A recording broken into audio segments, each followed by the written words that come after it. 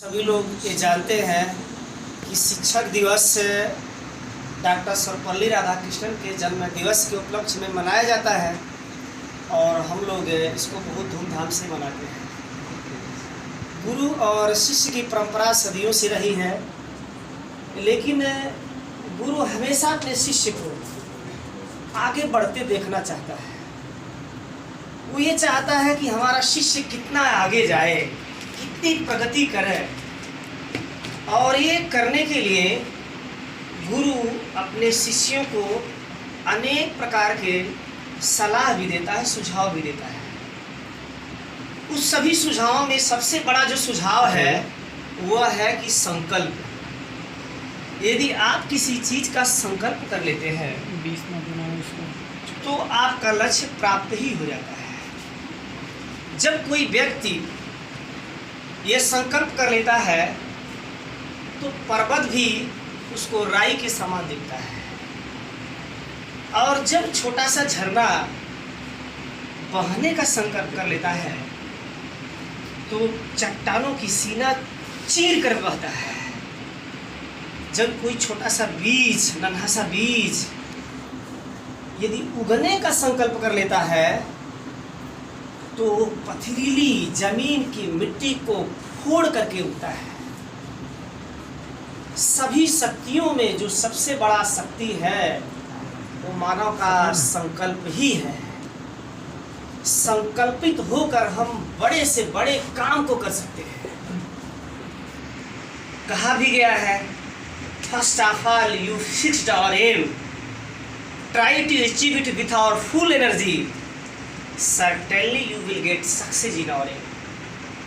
यदि आप अपने लक्ष्य को निर्धारित करके अपनी पूरी ताकत के साथ दृढ़ संकल्पित हो करके अपनी पढ़ाई करते हैं, ध्यान देते हैं, तो आपको आपके मंजिल से दुनिया का कोई हस्ती भी नहीं हटा सकता। आप इतिहास गवाह है, आप देख रहे हैं। मोदी जी को ही ले लीजिए, कभी मोदी जी को थकते हुए देखे हैं आप लोग? कभी मंच पे उन्हें थकते हुए या गिड़गिड़ाते हुए या रोते हुए या ऐसा नहीं लगता है कि उनके अंदर एनर्जी नहीं है? ऐसा आप कभी नहीं देखे होंगे। एक 70 साल का बूढ़ा व्यक्ति जब उसके अंदर ये संकल्प कर लिया है कि हमें भारत को सुंदर बनाना है, भारत को बेहतर करना है, दुनिया में नाम करना है, तो वो आज उठ रहा है।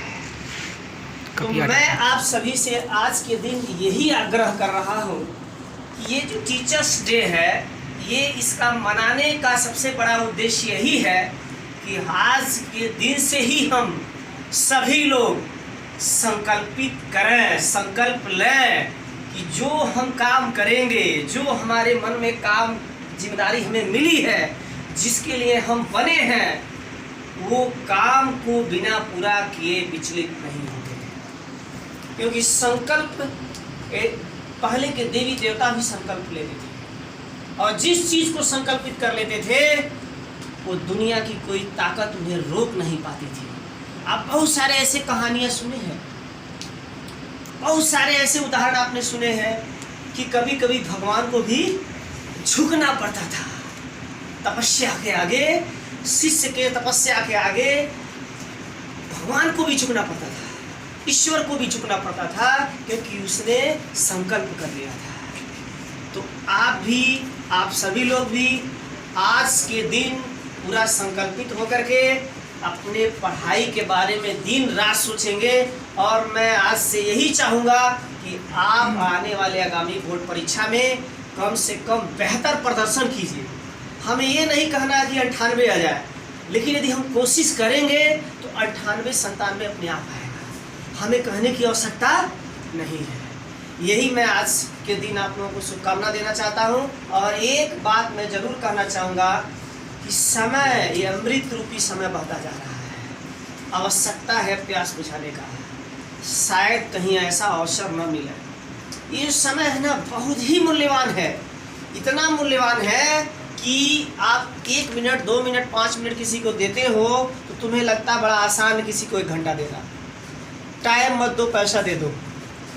टाइम किसी को मत दो, अपने लिए टाइम को रखो और अपने टारगेट के लिए पूरा करो। यदि बहुत इमरजेंसी है, आवश्यकता है तो देना पड़ता ही है, लेकिन बेकार का समय किसी को मत दो। और आज से अपना एक लक्ष्य बनाओ कि मैं आगामी परीक्षा में बेहतर प्रदर्शन करूंगा और करूंगी।